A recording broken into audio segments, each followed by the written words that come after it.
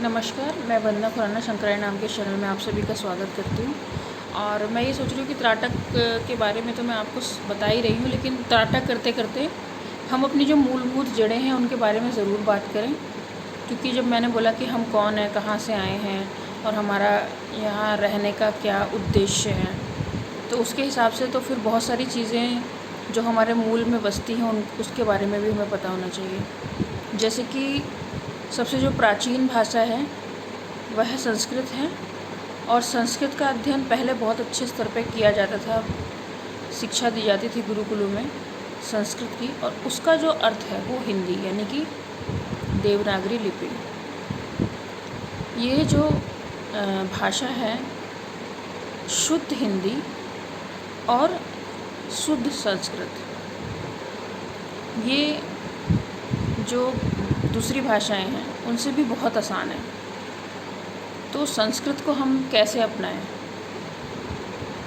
आप जैसे कोई बाहर की लैंग्वेज सीखने की कोशिश करते हैं, या मैं बाहर की नहीं बोलूँगी, एक दूसरी लैंग्वेज सीखने की कोशिश करते हैं, लेकिन अगर आप संस्कृत सीखने की कोशिश करेंगे, संस्कृत के शब्दों का उच्चारण करेंगे, तो जैसे मैंने पहले आपको बताया था कि हर शब्द या जो अक्षर है उसका एक अपना एनर्जी लेवल होता है, और जो हायर एनर्जी लेवल है वो संस्कृत के शब्दों में है। तो अगर आप चाहते हो कि आपको वाक सिद्धि मिले, वाक सिद्धि का मतलब होता है, मैंने पहले भी बताया था कि वाक सिद्धि जिनको करनी है, जो आपके मुंह से निकलेगा वो सत्य होगा, और आपके मुंह से हमेशा सत्य ही निकलेगा, झूठ आप बोल ही नहीं पाओगे जीवन में। और अगर किसी के लिए आप कुछ कह भी दोगे अच्छा, तो अगर उसकी लाइफ में ऐसा नहीं भी होना होगा तो भी हो जाएगा, क्योंकि आपकी जो एनर्जी है वो काम करेगी उस पर। तो आपकी अपनी एनर्जी हो गई, आपने विशुद्धि चक्र जो जागृत कर रखा है अपना, यानी कि वाक सिद्धि जो पा रखी है, उसकी एनर्जी हो गई। और तीसरी चीज़ है कि संस्कृत जो शब्द बोले गए हैं उसकी एनर्जी हो गई। तो सोचिए इतनी सारी एनर्जीज मिलके जब चलेगी तो कितने अच्छे लेवल पे वर्क करेगी। तो इसी तरीके से संस्कृत है, बहुत आसान है। आप संस्कृत की जो संस्कृत परिचायिका होती है वो लाके शुरू कर सकते हैं। जैसे हम इंग्लिश के शब्द अर्थ सीखते हैं वैसे ही आप इसके सीख लीजिए, फिर आप सीख जाएंगे। आप जितना संस्कृत, आपकी वाणी अच्छी होने लगेगी अपने आप। अगर आपको नहीं ये चीज़ समझ में आ रही तो आप इसको ट्राई करके देखिए कि संस्कृत में आपकी वाणी अच्छी होने लगेगी। अगर आपको लगता है कि मैं संस्कृत सिखाऊं तो आप बोलिए, मैं सिखाना शुरू कर दूँगी आपको। कुछ भी नहीं है, संस्कृत बोलने से आपके जो शरीर में कंपन होगा, जो ये एनर्जी गति करेंगी, जो ये ऊर्जा गति करेगी, ये आप सोच लीजिए कि हम दूसरी भाषाएं बोलते हैं वो उनका उतना एनर्जी लेवल नहीं है, लेकिन हम संस्कृत बोलेंगे तो कितना कितना उसका हायर एनर्जी लेवल है। ये तब तक आप समझ नहीं सकते जब तक आप उसके ऊपर प्रैक्टिस ना करो। क्योंकि अगर आप अपनी पुरानी कथाओं पे जाते हैं तो आप उसमें देखिए कि सत्य युग में सत्य ही बोला जाता था, जो आपने बोल दिया वो हो गया। यानी कि ये कोई जादू नहीं था, ये सब एनर्जी वर्क कर रही थी, आपकी ऊर्जाएं काम करती है, आपकी अपनी ऊर्जा। और सब में एक ही ऊर्जा है, क्योंकि एक ही है संरचना करने वाला, उसने अपने रूप बना दिए बहुत सारे। और जब उनको ज्ञान हुआ, उनकी जो अपनी एनर्जी थी, उन्होंने आगे उन्होंने भी रचनाएँ की हैं अलग अलग प्रकार की। उन्होंने तप किया। तप और जप का मतलब होता है, जाप तो आपको पता होगा कि जप का मतलब हुआ किसी मंत्र को बार बार उसका उच्चारण करना, और तप आप एक उसमें स्थिति में बैठ गए आप, और आपने जप के द्वारा अपने अंदर ऊर्जा इकट्ठी की। और सिर्फ ऊर्जा इकट्ठी नहीं की, अपना मंथन किया। अपना मंथन करने के बाद आपको ज्ञान प्राप्त हुआ, क्योंकि जब इसमें से हमारे शरीर में एक खाली होगा, इसमें सारी नकारात्मक चीज़ निकल जाएगी, तो फिर तो इस शरीर में सकारात्मक ऊर्जा और सकारात्मक ज्ञान आएगा। तो पहले जब आप किसी की भी रचना की, मान लीजिए आपका बच्चा, उसे क्या पता होता? कुछ नहीं पता होता उसको। आप बताते हो ना कि वो आपका बच्चा है, और आप उसके बाप हो या माँ हो, आप बताते हो ना उसको ये हरा है, ये नीला है, पीला है, या उसको आप ये गोभी है, ये आलू है, ये ऐसे आप सिखाते हो ना उसको। उसी तरीके से हमारे भीतर की जो ऊर्जाएं कैसे काम करती हैं, अभी एक बड़े गैप के बाद ये चीज़ें लोगों के बीच में से ख़त्म हो गई हैं। पहले एक अच्छे लेवल पे इसकी प्रॉपर प्रैक्टिस होती थी, बच्चे सब सीखने जाते थे और किसी के लिए कोई मनाही नहीं थी कि गिनती के बच्चे सीखेंगे। उन कंपलसरी था उनको शिक्षा ग्रहण करना। और ऐसा नहीं है कि सिर्फ लड़के शिक्षा ग्रहण करते थे, लड़के लड़कियां बराबर की शिक्षा ग्रहण करती थी।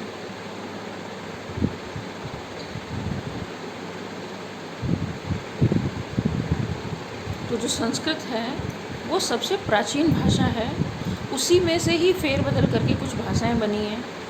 और उनकी इतने अच्छे एनर्जी लेवल नहीं है, उनमें भी एनर्जी है, उन शब्दों में भी एनर्जी है। क्योंकि जो भाषा आपको हिंसा सिखाती है, जो भाषा आपको गलत रास्ते पे ले जाती है, जिस भाषा में रहने के बावजूद भी आप ये नहीं सोच पाते कि हमारे आसपास चीज़ें गलत हो रही हैं या हम लोग कैसे अपनी कम्युनिटी में सही से रहें, तो इसका मतलब आप गलत जगह पे हो, आपका जन्म गलत जगह पे हुआ है। या आपका जन्म जहाँ भी हुआ है उसके बाद जब भी आप होश हवास में आए, आप चीज़ों को समझने लगे, तो आपने अपने आप को उस जगह से अलग नहीं किया। क्योंकि आपको ये लगता है कि आप जहाँ पैदा हुए हो हम परफेक्ट है, दूसरा नहीं है। ये एक विचारधारा बहुत ज़बरदस्त चल रही है, हर किसी को यही लगता है। आप हर भाषा को लिख के देखिए, जितनी भी भाषा है धरती पे, उन सभी भाषाओं को लिख के देखिए, उनके अक्षर लिख के देखिए कैसे हैं।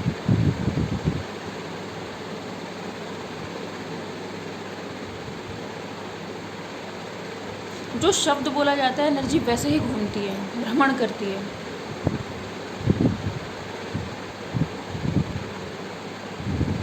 सिर्फ एक ही उदाहरण मैं दे रही हूँ।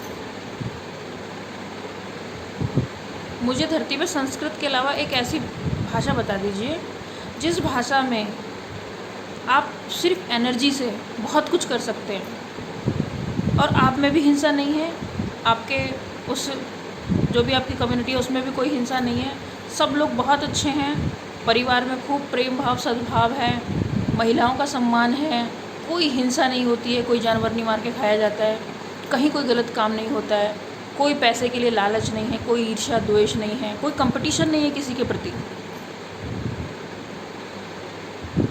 मुझे एक भाषा बता दीजिए।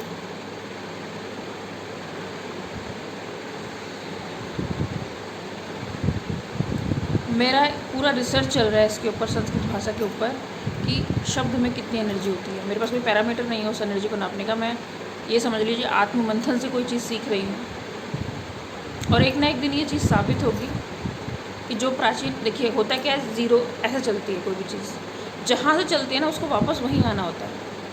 और ऐसा होगा, संस्कृत से कोई चीज़ शुरू हुई थी और वापस लोग संस्कृत पे ही पहुँचेंगे।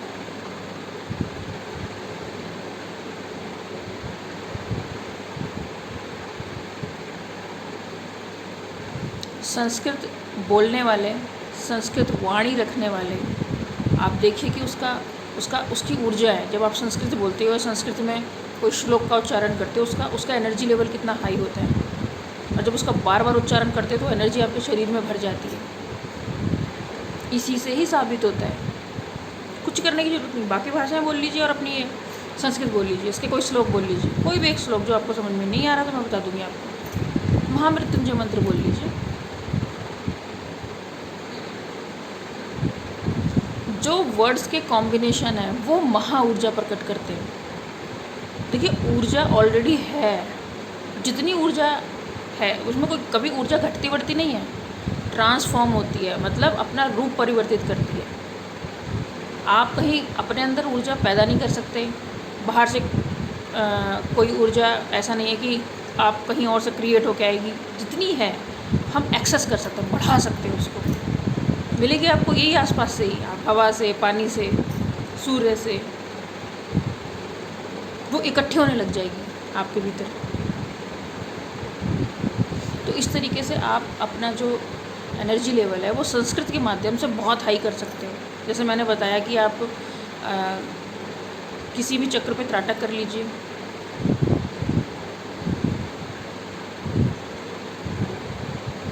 तो आप जो है अपना जो ऊर्जा का स्तर है वो बढ़ा सकते हो, या आप संस्कृत में कोई श्लोक है या कोई पाठ है, मैं आपको बता दूंगी, वो भी चीज़ शेयर करूंगी मैं, उसको आप बार बार पढ़िए। वो जो एनर्जी लेवल एक क्रिएट हो गया एक बार पढ़ने से, वो 1000 बार पढ़ने से 1000 गुना बढ़ जाएगा। जैसे मैंने बोला ना, त्राटक है, आपको ध्यान लगाना है, सिर्फ बोलना ही नहीं, कुछ ध्यान ही नहीं करना है उस समय, एक ही जगह ध्यान लगाना है। वैसे ही संस्कृत भाषा है, इसको बार बार रिपीट करो।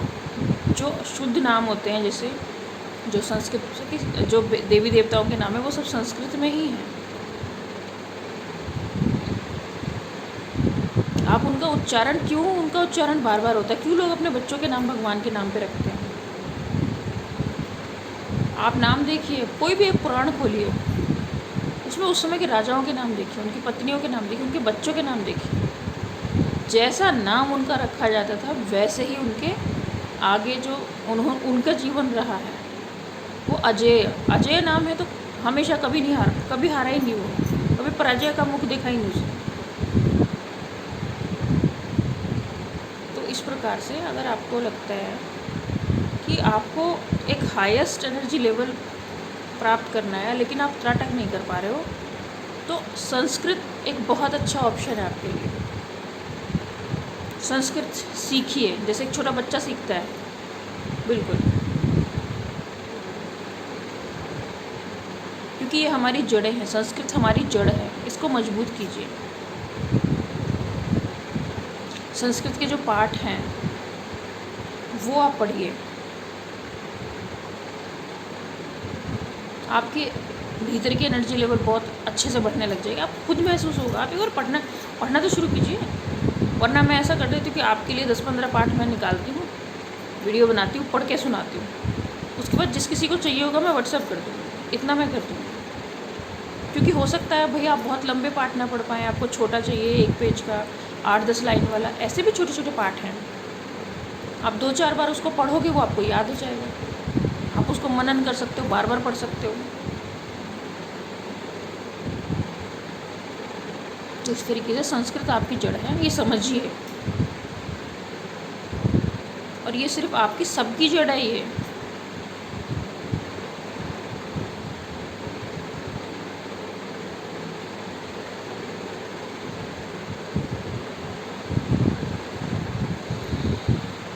क्योंकि अगर विकृति आई है तो कहीं से तो शुरुआत हुई होगी, उसको हर चीज़ को ठीक किया जा सकता है। मैं चाहती हूँ संस्कृत के माध्यम से आप भी अपनी वाक सिद्धि प्राप्त करें। जिनको वाक सिद्धि के बारे में ज़्यादा नहीं पता है, वो किसी गुरु से भी पता कर सकते हैं वाक सिद्धि क्या होती है। वाक सिद्धि का मतलब होता है जो आप बोलेंगे वही होगा। चलिए, वाक सिद्धि पे मैं एक अलग वीडियो बना दूँगी, बट ये कि संस्कृत पे आप बिल्कुल ध्यान लगाइए। आपको अगर अपनी लाइफ में खुद भी, एक होता है ना कि अपने लिए कुछ करना है या समाज के लिए आप कुछ करना चाहते हैं, तो एक आपका सपोर्टिव है। जैसे मैंने बोला था, त्राटक आपका एक एसोसिएट पार्टनर है, वैसे ही एक संस्कृत है, ये आपकी मदर टंग है, मातृभाषा, जिसको अब बहुत कम लोग बोलते हैं या बहुत कम लोग उसकी जानकारी रखते हैं।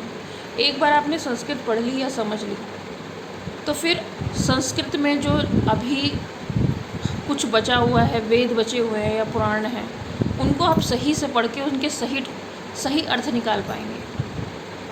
क्योंकि बीच में बहुत सारे लोगों ने उनके गलत अर्थ बना के बिल्कुल अनर्थ कर रखा है, और वो अनर्थ इस समय इतना फैला हुआ है कि लोग अपने ही वेदों से, अपने ही पुराणों से और अपने ही जड़ों से दुखी हैं, क्योंकि उनको लगता है कि नहीं, ऐसे हुई थी। आपके सामने किसी ने आप ही की चीज़ को गलत तरीके से प्रेजेंट कर दिया, और आपको लग रहा है नहीं, ये तो हमारी चीज़ है, ये ऐसे कैसे है। तो बिगाड़ा है ना कुछ लोगों ने, कुछ दुष्ट बुद्धि लोगों ने बिगाड़ दिया उस चीज़ को, कुछ मौका परस्त लोगों ने। तो ये लाइफ के चैलेंजेस हैं, किसी ने बिगाड़ा तो किसी को सुधारना भी होगा। इसलिए संस्कृत भाषा को अपनाएं और संस्कृत के बारे में अगर आपको जानना है कुछ और पता करना है तो आप मुझे पूछिए, नहीं तो इसका तरीका यही है कि आप पहले संस्कृत पढ़ें और उसके बाद संस्कृत में गीता पढ़ें या दूसरे उपनिषद हैं वो पढ़ें, पुराण पढ़ें, आपको मिल जाती है अगर संस्कृत लैंग्वेज में। और फिर आप खुद सोचें कि भाई इसका अर्थ ये है, तब आपको पता लगेगा कि हमारी जड़ें कितनी मजबूत हैं। इतनी आसानी से वो कटने वाली नहीं है। संस्कृत वो जड़ है जिसकी जड़ में कोई दवाई नहीं डाल सकता। एक होता है ना, कोई दवाई होती है इसके पेड़ की जड़ में डाल दो तो वो पेड़ सूख जाता है। तो कितने लालची लोग हैं कि उनको अगर लकड़ी चाहिए, और अगर सरकार ने ये नियम बना रखा है कि आप सूखा पेड़ ही काट सकते हो, तो वो क्या करेंगे, उसकी जड़ में दवाई डाल देंगे ताकि वो सूख जाए। सूखने के बाद फिर तो आराम से कट जाएगा वो। तो आप वही हरा भरा पेड़ हो जिसकी जड़ों में दूसरे लोग दवाई लगा रहे हैं लगातार, और आपकी जड़ें सूखती जा रही हैं। इसलिए मैं कह रही हूँ, आपकी जड़ संस्कृत है, इतनी आसानी से ख़त्म नहीं होगी। इंसान ख़त्म हो जाएंगे, संस्कृत ख़त्म नहीं होगी। जिस संस्कृत में इतनी ऊर्जा, जो ऊर्जा हायर लेवल पे है, वो अपना असर कैसे छोड़ देगी। लेकिन जो दूसरी भाषाएं हैं उनके स्तर निम्न हैं, तो उनके कृत्य भी वैसे ही हैं, उनके कर्म भी वैसे ही हैं। शांति वहाँ है ही नहीं। संस्कृत बोलने वाला हमेशा शांत रहता है, लेकिन शांत का मतलब ये नहीं कि उसके साथ गलत हो या किसी और के साथ गलत हो तो वो शांति से सुनेगा, बिल्कुल भी नहीं। फिर आप गलत सोच रहे हो। तो संस्कृत हमारी जड़ है, इसको जानिए, समझिए। मैं भी धीरे धीरे इसके बारे में और चीज़ें बताऊंगी, आपको संस्कृत के कुछ पाठ बताऊंगी और संस्कृत के बारे में और चीज़ें एलोबरेट करूंगी। बाकी जो लोग पहली बार ये वीडियो देख रहे हैं, वो मैं बता दूं उनको कि मैं त्राटकों के ऊपर वीडियो बनाती हूँ। अगर आप अपनी ज़िंदगी में त्राटक को अपनाना चाहते हो तो वीडियो देखिए, 8-10 वीडियो ज़रूर देखिए, क्योंकि आपको हो सकता है एक वीडियो में समझ में ना आए या वो त्राटक आपको अच्छा ना लगे। आपकी अपनी पसंद भी ज़रूरी है, लेकिन सबसे पहले डॉट त्राटक या रुद्राक्ष त्राटक करें, उसके बाद ही कोई त्राटक शुरू करें। डायरेक्ट सूर्य त्राटक ना करें, डायरेक्ट दर्पण त्राटक ना करें, डायरेक्ट ज्योति त्राटक ना करें। जो बाकी त्राटक हैं वो आप कर सकते हो, लेकिन सबसे पहले डॉट या रुद्राक्ष वाला आप कर सकते हो। तो इस तरीके से त्राटक को अपनाइए, त्राटक फिर आपको अपना लेगा। उसके बाद आपकी लाइफ जो आप फील नहीं करते कि अच्छी है, वो आपकी ज़िंदगी क्या, आपको सब कुछ अच्छा लगने लग जाएगा। यही रहोगे आप, यही आपका नज़र रहेगी, लेकिन आपको जो दुनिया को देखने का नज़रिया है आपका बहुत चेंज हो चुका होगा। त्राटक एक बार नियमावली मैंने बनाया एक वीडियो, त्राटक नियमावली के नाम से, वो ज़रूर देख लीजिए, क्योंकि आपको पता लग जाएगा कि आपको क्या क्या नियम पालन करने हैं। उसके बाद आप त्राटक शुरू कीजिए। एक त्राटक कम से कम 13 दिन कीजिए, उसके बाद उसको चाहे आगे 13 दिन रिपीट कर लीजिए। नहीं तो अगर आपको अच्छा लगता है वो, तो आप उसको लाइफ टाइम तक कीजिए। यह आपके अपने लिए है, या आत्ममंथन है, और इसमें कुछ नियम हैं। मैं एक ही बात कहती हूँ, प्रकृति के जैसा बन जाइए। सब कुछ आपके पास ही है, कुछ आपको सोचने की ज़रूरत नहीं है कि मेरे पास ये कमी है, मेरे पास ये नहीं है। आपका सब कुछ आपका ही है, बस आपको पता नहीं है।